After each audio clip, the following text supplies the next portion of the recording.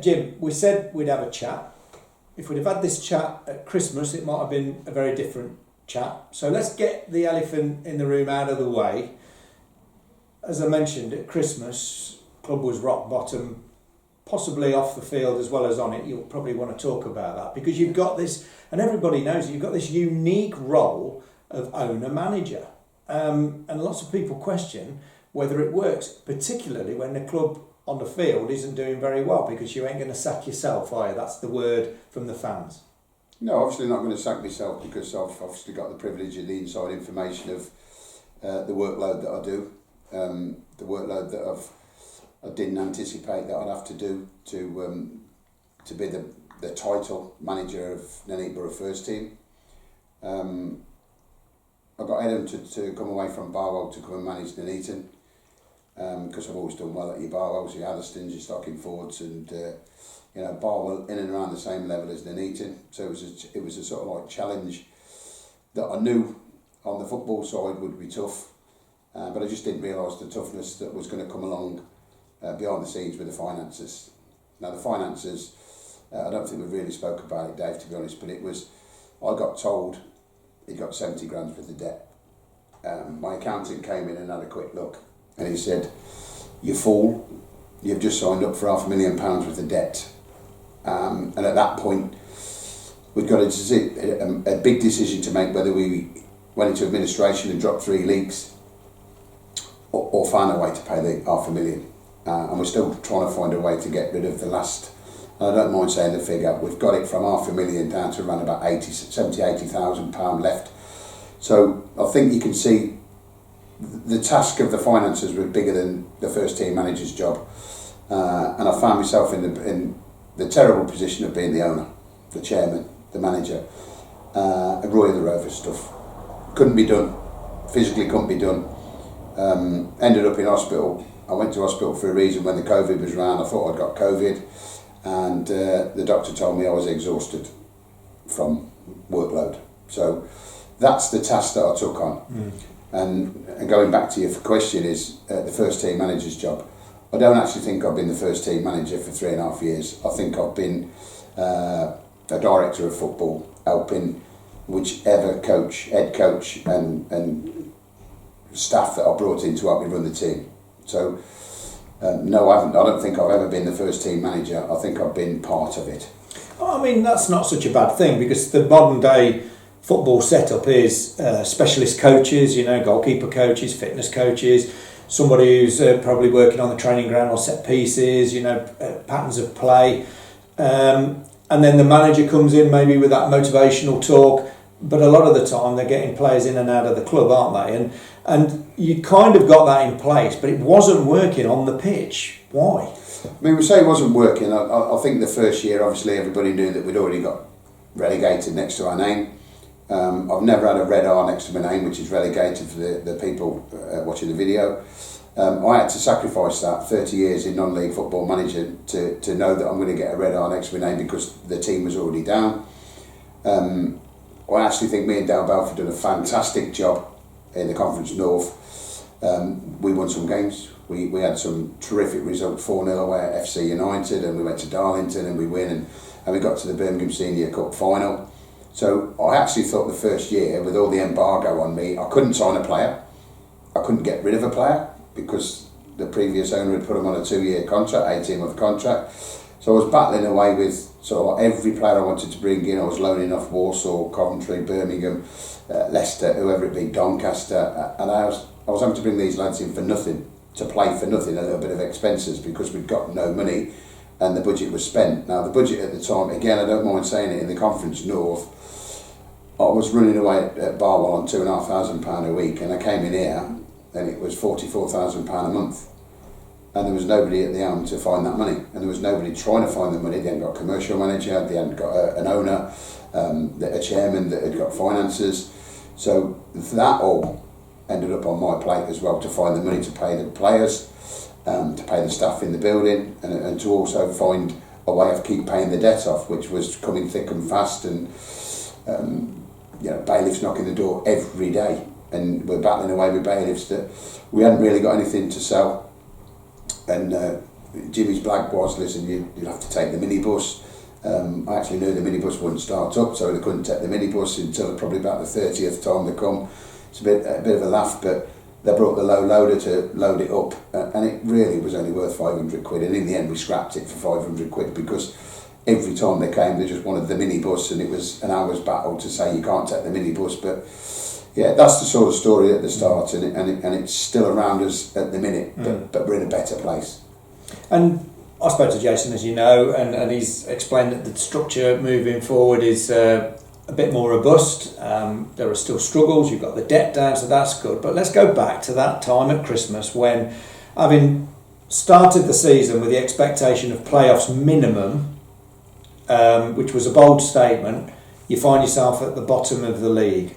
And you must have been scratching your head as to why, because the performances weren't great either, were they? I mean, some clubs are unlucky, aren't they? They play well and lose games, but they weren't playing particularly well. They had a few games where it wasn't so bad.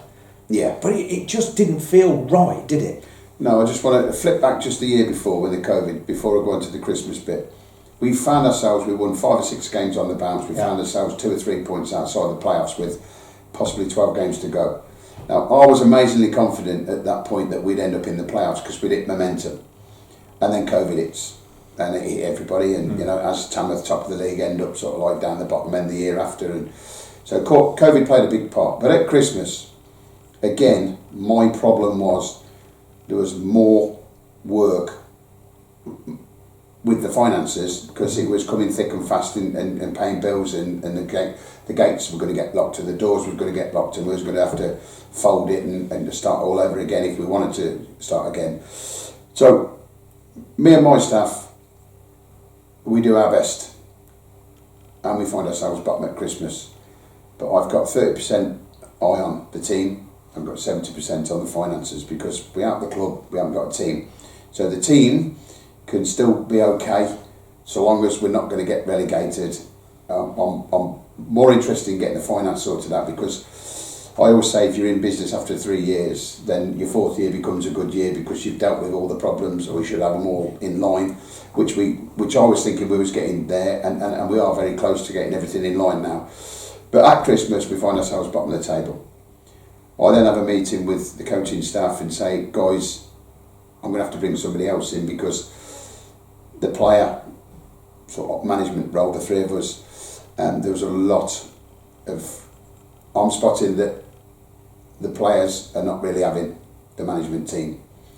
So I made a massive decision to go and headhunt somebody to come in and help me, Steve and Tom. So I went out and got Andy Ginnelly in from Tamworth. He'd got his problems at Tamworth. He came in here and everybody seen straight away that we'd turned a corner very quickly. Me and Andy decided to work on keeping clean sheets. And we found ourselves with 7 clean sheets on the bounce, which was a record in the league, which is fantastic. And Andy's input was massive. Turned the corner, in a good place towards the end of the season. Then we run into the 2 sending offs, you know, and then we lose the game at Lewiston, then we lose the game at Barwell, put ourselves back in a bit of a pickle. But the realism is, yes, should the manager have gone at Christmas? I think if I was manager of another board of directors or a chairman, the manager would have gone.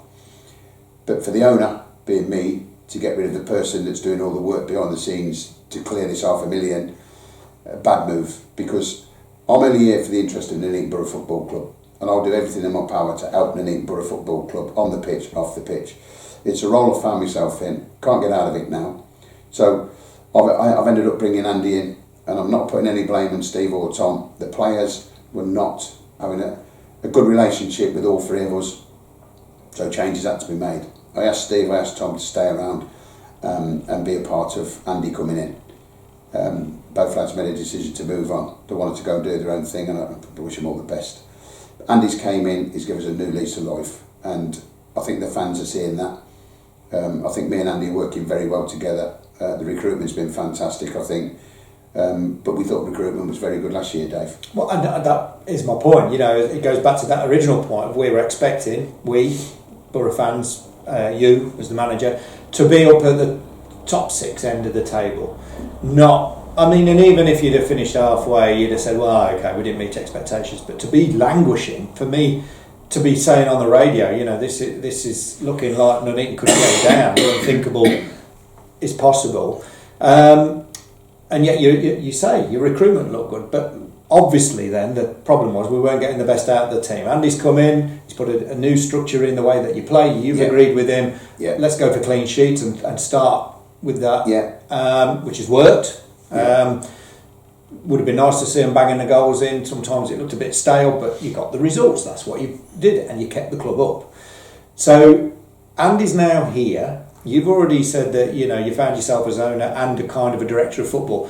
Let's just think about that now. So traditionally you've had quite a few coaches around you, just you and Andy, you in the recruitment and director of football role, am I right in thinking, and Andy as head coach. Is that how this works, or is he helping with the recruitment? Because there's an awful lot of players coming in who he will already know. Yeah. How's that all working? Well, we sat down and we put a list together of any player that we signed. I highlighted to Andy when he came in, we've got one massive problem, we're leaking a few goals, but we're not putting the ball in the back of the net. And the strikers that we've got at the club weren't fit to injury, coming back from injury, and we never seem to get bums off seats, I'll call it, and get the fans happy because we weren't scoring goals. And out here, Liberty Way, we go back the other year, I think it was unbeaten in 12, won 10, drew 2, it's a 36-year old history that, you know, we set that season. Last season, for whatever reason, we could not put the ball in the back of the net, and the be-all and end-all is we never really had a forward line available. Now, me and Steve's fantastic, or Steve's very proactive on players, he knows everybody, and I know a lot of people. We tried to sign, I'd say 20 plus centre forwards to get us out of the hole. The 20 plus centre forwards joined other clubs or wouldn't leave clubs to come to Nuneaton Borough, which over the history of Nuneaton Borough, if you get asked to sign for Nuneaton Borough, 9 times out of 10 you lose your centre forward from the smaller club to Nuneaton Borough. Nuneaton Borough at the moment, the team, the club, hasn't got that major pull. So we found ourselves searching and we ended up signing Anthony's wire. Ant come in and scored 14 goals, so we'd found someone to score the goals, but he was only scoring on his own, nobody else was backing him up. So me and Andy highlighted that we needed a couple of wingers and a couple of strikers. I think the back four, keeping 9 clean sheets out of the last sort of like 15, was proof that the back four's quite good. We got Jaden Charles in, got Joe McGunder in, we'd already got Scott McManus, Tony Breed in, and we'd got Cameron Williams. And we're keeping 9 clean sheets. We thought the back line was good. Can we keep all those 5? And had probably two more centre halves and a full back to competition for places, which we've done. But the forward line was the problem. And we've gone out and got Matt Stenson and Tyrrell Waite as the 9. Now, I think them 2 lads are fantastic. Fully fit. Our other agenda was to make sure that every player that we signed was fit and healthy, and played over 40 games last season for their club that they're leaving to come and join us. Now, everybody that we've signed ticked all those boxes. So I actually think we weren't quite fit last season, going into the start of the season. This season, I think Andy, Jamie Cape, they're fitness freaks. They've got the lads really, really fit. We've given them a programme 6 weeks outside pre-season, and then they've all come back and every one of them looks really, really fit to me. So that's what we recruited, fit and healthy bodies. And what's the difference now? Because, I mean, I know the history of the club. Some people will be put off and say, well, yeah, big name, Nuneaton Borough and all of that, but some of the players never got paid under that, you know, in that era, or some got treated badly or whatever. But some of those players, well, you know, are coming back, aren't they? Ryan Bezic, you know, he's back now. You know, Tyrrell Waite, he's back now. People who know the club, and others that don't but perhaps have heard the reputation, are coming and signing for the club. So how are you selling it now that you couldn't sell it earlier in the season when you needed your strikers?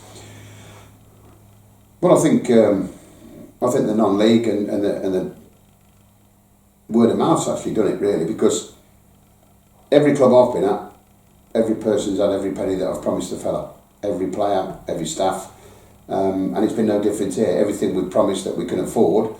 It's not the wages that they want, because they might leave clubs and they say they're on X. Listen, people think the Nuneaton Borough's got fortunes, the budget's massive.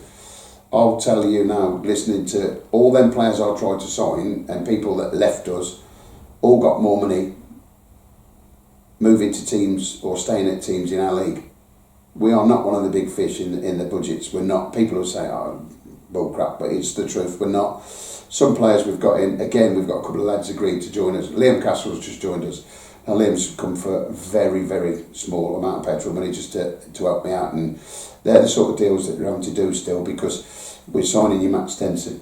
Now, to sign Matt Stenson, one of the strengths of this Nuneaton town is I'll work on getting people to sponsor a little bit of his finance, and I do that with nearly every player. So if we was to give somebody a figure, I'll get a third of it covered by a sponsor. Moving on to the sponsors have, since I've been here, have been absolutely fantastic. They've been backed. The community first 6 months was a no. Every business you went in was no. They'd all been burnt by previous owners, whatever, or they hadn't got what was promised on the sponsorship package. We've now got every advertising board sold around the pitch. There's a queue to get in, to get your company's name around the side of the pitch. So the community's on it, and the community backed the budget for me. I call it JG's Boost the Budget. So, you know, I went to see a fella yesterday. I won't name him because I don't know what he's done. But I asked him to sponsor a player, give me £10,000 towards the players' wages for the season. And that's how I'm making this work while we're chipping away at the bill that we've got with a lot of companies now. And I think, for me anyway, knowing you as well as I do, that's a great strength of yours. You know, you are well known within the town. You're a tremendous salesperson. You know, you could sell snow to the Eskimos. There's no doubt about that. You're a charming fella, always have been, and you play to that strength in Nuneaton. But it is exhausting, isn't it? Because you're always having to go back. You should be out on the training pitch, and although you've got Andy in and he's got all his qualifications and he's doing a great job, and we will have an interview with Andy and get his take on things, you're still having to pick up the phone and use that Jimmy charm and that Nuneaton banter, which is what it is, isn't it? You know, it's a unique town. It's a lovely place to do that kind of business, but it is full on hard work. You've got to have a coffee with people. You've got to charm them. You've got to deliver and follow up on those promises, which you do. But you've got to keep your eye on it, haven't you? Because it easily slips. Easily slips, and then people think that they can do it. And listen, it's a job role that in Nuneaton I don't want. I'd love the finances to be there so I can concentrate fully on football management. We brought Jason in last year as chairman. We brought another couple of people in, and the plan was for me to just do football. Jason works his socks off behind the scenes, but he's realised that he can't do half the stuff that I do with the finances, with the sponsorship. So I don't think I'll ever get out of this role. I was speaking to Chris Wilcox and he signed this morning. He backs us, and Chris said, "Look, you'll never get out of that role because that's who you are." And if that's who I am, because it was like that stocking forward, 30 years ago, Atherstone, Barwell, and here I am at Nuneaton. It's in your DNA. I mean, I think you've kind of accepted it. Yeah.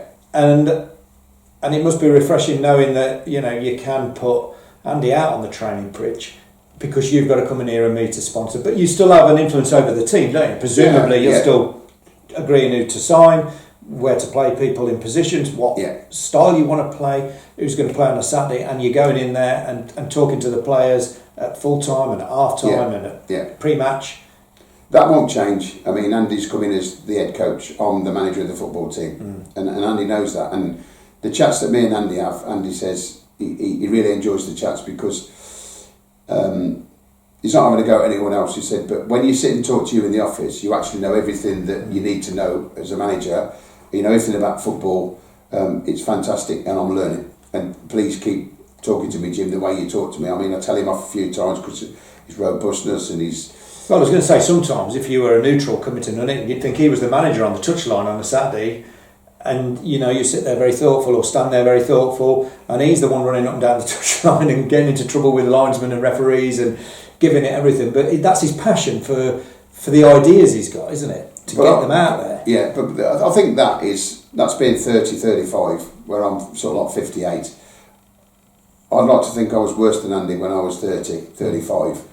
I was heading and kicking every ball, and I was telling the ref every decision he made, and I was calling the linesman, I was talking to the fans, I was, and it's called passion. And listen, me and Andy agreed that, and me and Dale agreed, and me and Steve agreed me and Rich Lavery agreed, listen, if there's a voice in the dugout, we only want one. Because I think it's confusing to the players for us both to be shouting and bawling at instructions. And I must admit, one point last year, I joined in at one of the games, Big was right away, and on the bus, me and Andy had a chat, and he said, wow. And I said, what's up, mate? He said, I've never seen you like that. Yeah, I can't remember which one of you got yellow carded, because I was behind the dugout. It was Andy. But again, listen, he's got the full passion, and I'd like to think I've got the knowledge, so we're going to bounce off each other in that way. I'll always pick the team. Everybody knows whoever comes in to coach for me, I'll pick the team. I'm at every training session, I watch every training session. I don't join in the training session because I'm a believer of, listen, I own a transport company, I don't tell my driver how to drive, and I don't tell the coach how to coach. So Andy gets full reins at training. The training's with him, and I'll back Andy at training, and then we'll come in the office, I'll pick the team, and Andy will work on the set-up and the warm-up. Now, we're missing a little girl here, a woman. Anna Freeman's come along with Andy, and it's the year 2022. She's just passed a Masters an analyst. The information that she brings to the table for me and for Andy and the players is unbelievable. And we're the same generation, and we didn't have that. When I got my FA qualification, we didn't have that kind of data, did we? We were just, and we would probably have appreciated it, but it's at another level these days, isn't it? It is another level. We had a 2-hour session over at Leicester Road on the 3G, and it's fantastic for me at the moment because all 22 lads are there, and I can stand and watch the lads train, which I'm doing down at Kegs. And he changed it 2 or 3 times in 3 different shapes, and all the lads are listening. This is the time that we do it. If somebody's got a different plan B, we've got to be able to switch to plan B and match them up if we want to match them up. And I'm going to pat the lad on the back. He's an amazing coach, and he's got a lot of ideas. I'd probably say I'm excited this season to see where we go. I think with Andy and Anna's input, the players we've signed, for the first time in 3 or 4 years, I think this could be a year because we've got a fit and healthy group, and they're all buying into what we're trying to put out there. So yeah, I'm looking forward and excited. Just one more thing from last season. It was it was a challenge for me as a BBC reporter. Was the number of players that were churned. You know, I mean, every time I went on the radio, I got to think, well, 3 more names. You know, I didn't know about 50 odd players. That's an unusually high amount, even at this level where we know there's a lot of churn, isn't there? There's a lot of movement. What would you say about that period of excessive player signings and departures? It started when we had a disastrous result at Stratford, and I agree with the supporters, that is the worst performance I've seen for a long time, and it's the weakest we've ever gone out the FA Cup. And I tried to get a reaction from the lads at half time and give that Winston Churchill half time team talk. We need to get out of this. Supporters, they've travelled in numbers, blah blah blah. Listen, we've got to do. Anyway, the Winston Churchill seemed to fall on deaf ears. I went and stood in the dugout after 10 minutes. I thought, it ain't worked. We ended up losing. And yet these are players that you had signed. Yes. And they'd signed for you in this club, and they're not reacting. No, non-reactive at all. Why? Well, that was it. This is, Dave, this day and age, you work out people are here for me, Nuneaton Borough, or they're here for money. And in non-league football, unfortunately, there's a lot of people who just find themselves the best deal they can get. And, it's up to me then, or Steve, or Tom at the time, to say he ain't earning his money. So I asked for the Winston Churchill at half time, didn't get it. Full time I said, I will not be ranting and raving. I've done it at half time, got nothing back from you. 5 or 6 years we're getting your P45s, I've got to make a wholesale change. The fans are screaming for it, and I'm going to back the fans.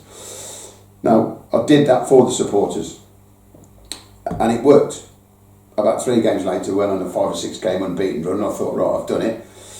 But our biggest fault was, and he's a fantastic mate of mine, Steve Inks, one of his faults is, and I've spoken to him about it, Steve, he knows, he's got a book of hundreds of thousands of players, and he's always on the boil, and he'll sign a new player every day, Steve will, because that's what he's like. He'll speak to a player and say, Jim, Dave Sharpe's available. Within 2 days, Steve had got Dave Sharpe in the building, And it's my fault. I backed him and I said, Steve, bring him in. Recruitment was quite poor, second half of the season. We've seen some of the players that we were bringing in. And again, we had to make another change because that was 3 lots of changes that we'd done. And I said, wow. And then when somebody highlights you've used 57 players, who was never ever going to do anything mixing and changing your team.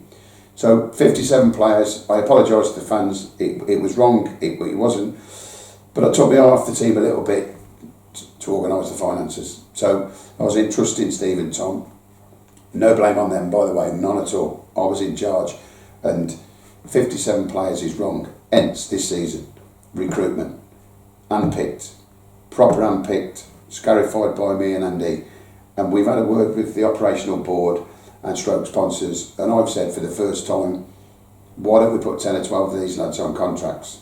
We have got to stick with these 10 or 12. We've got to work around the 10 or 12, and if we're going to make a change, that every team will have to make 5 or 6 changes throughout the season.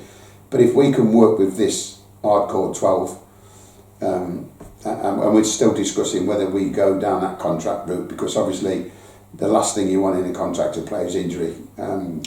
And yeah, or if they're not performing like you thought they were going to, you've got them on the payroll for 12 months or longer. Yeah. And so it would be something to think about. But then the bonus is a settled team.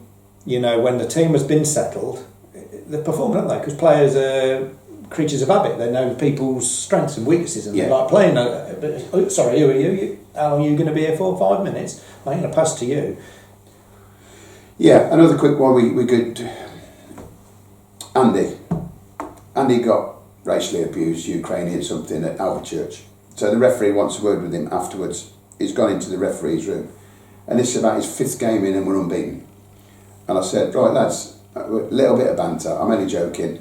He's only got a couple of weeks left, you know, he's hitting a knee and he'll end up leaving Andy. Let me just run through the side. I went through the back 4, the goalkeeper, the middle of the park and the strikers. I said, Andy didn't bring any of you in. You was already here. All you needed was guiding.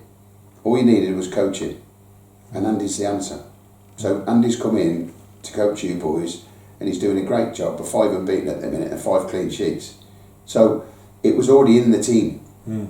It wasn't recruitment that we brought in second half or the final third of the season. It was already in that team. They just wanted coaching, and Andy's the man. Andy came in and he coached them lads, and he made them all believe, and we went for the clean sheets, and we kept the 7 on the bounce. So, you know, it wasn't about who we signed back end of the season. We probably had the right players here, but we weren't getting the best out of them. And when you look ahead, and I can see you're excited. Of course you are. We haven't had any football for a few weeks. It's not been a Euro 2021 or 22 or whatever we are, 20 as it was last year. But you've got to keep a lid on those expectations, because you don't want to get burnt like last year. And I walked in on a meeting and I heard the phrase, on and off the pitch, we're just going to do our best. And that's kind of I suppose it's kind of an Nuneaton thing, isn't it now? Well, yeah. Just do your best. That's all people expect. And sometimes people didn't do their best on and off the pitch. Yeah.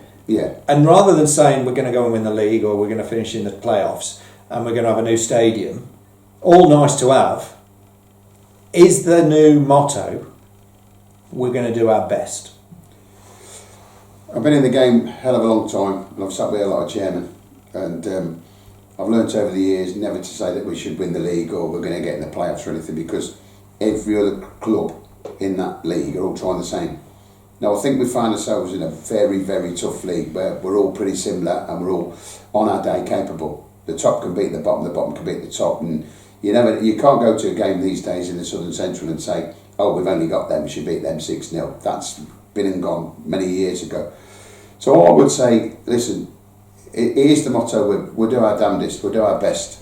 You know, your supporters, hey, I know you want to win the league, I want to win the league. I've come here to help Nuneaton Borough Football Club, and I'm going to do my damnedest and best. And with the recruitment I've got, I think we're in for a hell of a lot better year than we were last year. You know, so I won't fall for we'll win the league, because, you know, Banbury won the league last year. Now, I think Banbury won the league because they're all fit and healthy and they're in a good shape. And we've recruited that sort of player this year.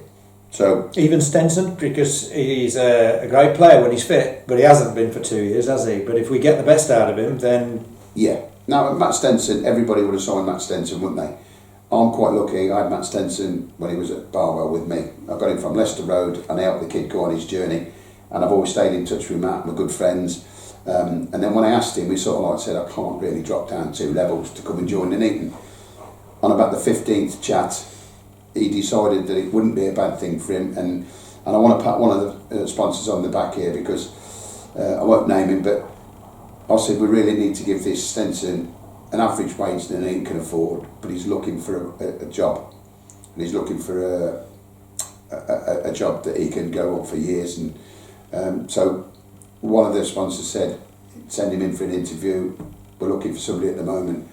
And I used that with Stenson, and Stenson said, mate, you are trying to get me here, ain't you?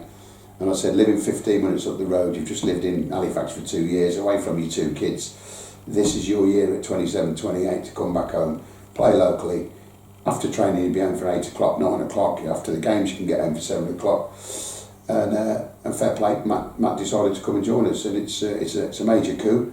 But like you say, Dave, he's got to stay fit. We've got to protect him a little bit. He's been out for a while, but he's fit enough. He's played 25 games last season or whatever. He's scoring goals, scored in the playoff semi-final. So we've finally got a striker that I think can be the potent kid up front. That, you know, him and Tyrrell, I can't see them two really not scoring 15 each. So there's 30 goals. It's just, can we back him up from the middle of the park? Yeah. No, and the wingers. And you know, I mean, you know me well enough. I mean, I'll praise you, and as I have done, and I'll always not criticise, but you know, I'm not shy in saying, well, there were some games that I reported on last year where I just wished I wasn't there. It was so poor, so frustrating. There was no obvious style. There was certainly, as you pointed out, no goals. Sometimes hardly any chances. But from what I'm picking up now, this idea of wingers and perhaps a more expansive game, 2 strikers rather than perhaps just playing one up top. Yeah. You know, a midfield that joins in. We're pretty sure that we've got a secure back 5, albeit that some of them might be suspended at the start of the season. Am I going to be better entertained, as well as seeing a club that's going to be at least top half? Well, I'm amazingly confident that that's going to happen. But again, it's I'm not being a shy lad here. It really is just what I said about 5 minutes ago. Listen, we're all going to try and do that, aren't we? Every club is going to go for that. But me and Andy and Anna, we've done our recruitment. We think we've got it right. We're certainly going to go to score goals. We've signed the personnel to score goals. We've signed the wingers to produce. We've got a good middle of the park, and you've just said it, we've got the same back 5ers, and we've added to that with 2 or 3 good defenders, so it's competition for places. I've covered the fact that we've got suspensions first couple of games of the season, so I really do think, yeah, you're going to get, I classed Matt Stenson, Tyrrell White, Kane Richards, Rev Arnold, Chris Late. They'll be getting bums off seats. They will be getting bums off seats, and you will see us having a go instead of sort of like, you know, I think we've done our mini apprenticeship last 15 games of the season to see what me and Andy wanted to do. And I know we said we had a battle to stay up, but we was always confident we were staying up. We stayed up by 10 points in the end, so it wasn't really a battle, but it was just that nervousness of the last month that you go with, and then we went, it was a mini slip, weren't it, to have 2 players sent. I always told my teams, you'll never win a game of football with 10 men. And we had 10 men for them 2 games, and we lost in the last kick at Leicester. But we're pretty confident, me and Andy, that we're in a hell of a lot of better shape than we were last year. Brilliant. I mean, we talk forever, don't we, Andy? That's why we used to get told off at school for talking. I think what we'll do, we'll have another chat, and we'll talk a little bit more about the ambitions for the club, and I've spoken to Jason about that at Christmas, but the operational board, we'll talk about, you know, the remaining debt, the plans going forward, the additional hard work that you're still doing, how people can get involved. We'll have that chat separately. Okay. I'll talk to Andy as well, because I think, you know, as you say, 30, 35, ambitious, a creative coach. I mean, I have sat with him literally on the coach, and he's going, well, Dave, when they put, you know, it's very interesting, you know, especially for old schooler like me who learned in the 80s the FA way, and he's bringing this UEFA way. So we'll talk to him as well. And I'll have another chat with Jason or someone from the operational board if they want to reveal who they are, because I know they're pretty understated people. Yeah. And that way we'll keep everybody informed, because I think that's what this club is about, and it now moving forward is transparency, openness, authenticity, and realism. So today we had a real good chat about the team, and then we'll have another chat, like you say, about everything else. Because trust me, there's so much happening behind the scenes. It really does want another chat. Yeah, brilliant. Well, listen, good luck for the season. I'm looking forward to being lifted out of my seat. You're lifted out of your seat. Cheers, Dave. Brilliant.